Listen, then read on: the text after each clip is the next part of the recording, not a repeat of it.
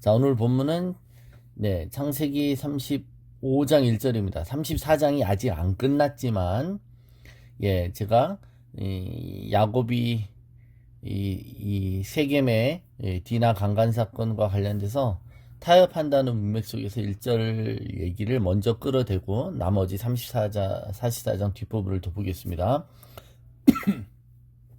35장 1절. 하나님이 야곱에게 이르시되 일어나 베델로 올라가서 거기 거주하며 네가 내 형 에서의 낯을 피하여 도망하던 때에 내게 나타났던 하나님께 거기서 제단을 쌓으라 하신지라. 자, 세겜에서 디나 강간 사건이 일어나는 불행을 겪습니다. 이것은 두 가지 타협이었던 것이죠. 우리가 이미 알고 있지만 그것은 디나가 스스로 이 땅의 여자들을 보러 나갔다라는 건, 그리고 또 아버지인 야곱이 딸의 그 사건을 알고서도 욕심과 불의와 타협함으로 적극적으로 대처하지 못하는 부분이었습니다. 오늘 마지막인데요.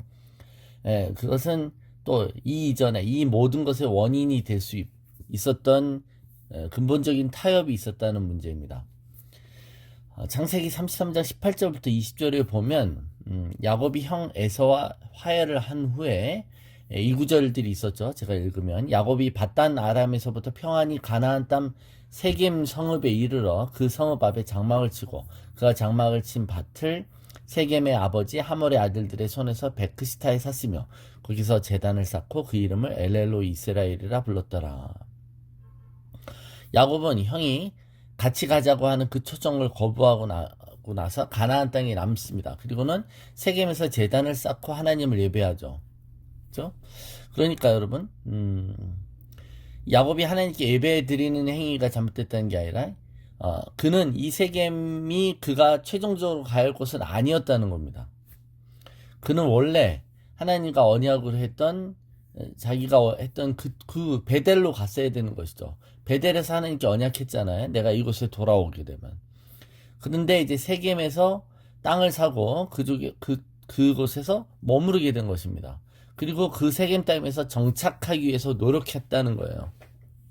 그러니까 여기서 정착했다는 말은 이곳에서 잠시 머무는 곳임을 부인하는 것이죠. 궁극적으로 베이스 캠프로 베델로 가기 위한 세겜에 잠시 머무는 것이었으면 상관이 없겠지만 세겜에 오래 있었다는 겁니다. 그러니까 야곱이 내가 궁극적으로 베델로 가야 하는 것을 모르거나 까마득하게 잊어먹었던 사람이 아니라는 것이죠. 자, 그러니까 여러분, 이제 세겜에서 겪은 불상사로 인해 세겜 땅에서 이제 살 수 없게 됐어요. 이제 이 일로 인해 세겜 땅에서 여러분 원수가 됐죠. 그죠? 우리가 지금 묵상하지 않은 본문에 이 디나 강간 사건 이후에 이 오라버니들이 보복을 하죠. 우리가 이제 이번 주에 묵상하게 될 본문들입니다만, 그렇게 돼서 세겜 땅에서는 이제 원수지간이 돼서 살 수 없게 된 거예요. 그러자 하나님의 음성이 들리기 시작하는 겁니다. 그러니까 여러분, 인간이 자의적으로 타협하려고 할 때, 그 타협을 포기하지 않을 때, 그는 하나님은 어떻게 보면 그가 막다른 환경으로 몰릴 수밖에 없을 때 그 음성을 다시 듣게 하시는 것이죠. 우리는 하나님이 부르심을 받은 곳으로 계속 전진해야만 합니다. 그러나 중간에 멈춰서면 안 되는 거잖아요. 근데 이 세겜이라는 장소는 베델로 가는 중간에 어중간한 장소였어요. 베델로 가고 있었어요. 그러니까 이 33장의 18절의 그 움직임이 꼭 나쁜 건 아니었어요. 이미 베델로 움직이고 있는 것이었으니까. 그러나 멈춰섰다면 거기에 문제가 있는 거라는 겁니다. 세겜 땅에서 이제 살 수가 없게 되자 이제 하나님의 음성이 들리기 시작하는 거예요. 그 전에 안 말씀하셨다는 게 아닌 것이죠. 그러니까 세겜은 일종의 야곱의 타협의 장소였던 것이죠. 이런 인간이 하나님과의 약속을 알면서도 충분히 타협하는 지점이 있지 않습니까? 롯도 여러분 소돔과 고모라에서 멀리 떨어지라고 그랬어요. 근데 중간에 하나님께 간구하죠. 소할 땅으로 가겠다고. 그 소할 땅은 소돔과 고모라의 축소판이었잖아요.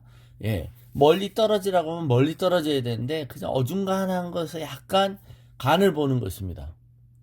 아브라함도 갈대아 우르에서 본토 친척 아비집을 떠나라고 했습니다. 그래 떠나오고 있었어요. 그래 내가 내게 지시할 땅으로 가라 그랬죠. 그래서 그도 가나안 땅으로 오고 있었어요. 그런데 그러다가 하란 땅이라는 곳에서 오래 머뭅니다. 물론 처음에는 하란 땅에 영원히 머물려고 하지 않았을 거예요. 그죠? 그런데 있다 보니까 여기가 그냥 너무 안락함을 느끼는 겁니다. 그리고 그 하란 땅에 머물면 안 됐었던 것이죠. 똑같아요. 하란 땅에 머물면 안 되고 소알 땅에 머물면 안 됐었고 세겜 땅에서 머물면 안 됐었던 거예요. 그런데 아버지 데라가 죽자 드디어 이제 하란 땅에서 떠나는 겁니다. 그러니까 여러분 우리가 비전을 향해 나아갈 때 그 비전을 방해하는 요소들이 있습니다. 때로는 친아버지였던 이 하란에서 데라였던 것처럼 또 롯에게는 욕심이었죠. 소돔과 고모라에 대해서 느끼는 향수. 여기 야곱은 베델로 올라가는 길에 세겜 땅에서 오랜 정착을 합니다. 그건 세겜 땅에서 얻고 있는 이점들이 있는 것이죠. 그럴 때 고난이 다가온다는 겁니다. 고난이 다가와요. 아버지 데라가 죽고 또 그죠? 안 좋은 일을 경험할 때 그 고난이 우리의 시야를 정화시켜 줍니다. 그 말은 우리가 계속 전진해야 되는 목적지를 다시 한번 상기시켜주고 보여준다는 겁니다. 다시 말해 야곱이 비전을 상실하거나 비전과 타협함으로 비전을 이루는 것을 미루지 않았더라면 어떻게 보면 세겜에 머무르지 않았을 것이고 세겜에 머무르지 않았었다면 세겜에서 디나가 강간을 당하는 사건은 일어나지 않았을 수도 있다는 것이죠. 그래서 우리가 여러분 정신을 번쩍 차려야 될 때가 있어. 어떨 땐 내가 혹시 비전 하나님의 부르심에 대해서 느슨해지거나 머뭇거리거나 하나님의 약속을 등한시하고 있는 것이 아닌지를 우리 스스로를 늘 점검해야 되는 줄 믿습니다. 내가 지금 짐을 풀 곳이 아닌 곳에 짐을 풀고 있는지 최종 목적지가 아니라 잠시 머무는 곳이라는 걸 알면서도 이곳이 너무 좋아서 계속 있는 것이라면 오늘 당장 이삿짐을 사시기를 축원합니다. 우리는 하나님의 부르심과 비전을 쫓아가는 사람들이지 유리한 조건과 환경을 찾는 사람들이 아니기 때문입니다.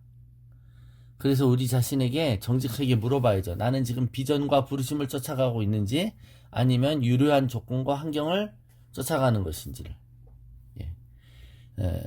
그것에서부터 근본적인 야곱의 타협이 있었기 때문에 우리가 앞에서 묵상했던 두 가지 타협, 그것은 바로 디나가 그 문화 속에 머물면서 그 문화에 빠져들어가는 타협이 있었고 장본인이 또 아버지는 디나의 사건을 알면서도 욕심을 계속 냈어. 이 세겜 땅에서 어느 정도 자기가 이룬 기득권들과 이런 정착한 이런 이점들을 계속 잃고 싶지 않았고 여기서 계속 발 뻗고 살고 싶었던 것이죠. 그래서 어떻게 보면 타협은 또 다른 타협을 낳게 됩니다. 타협은 또 다른 어중간함을 낳게 된다는 것입니다.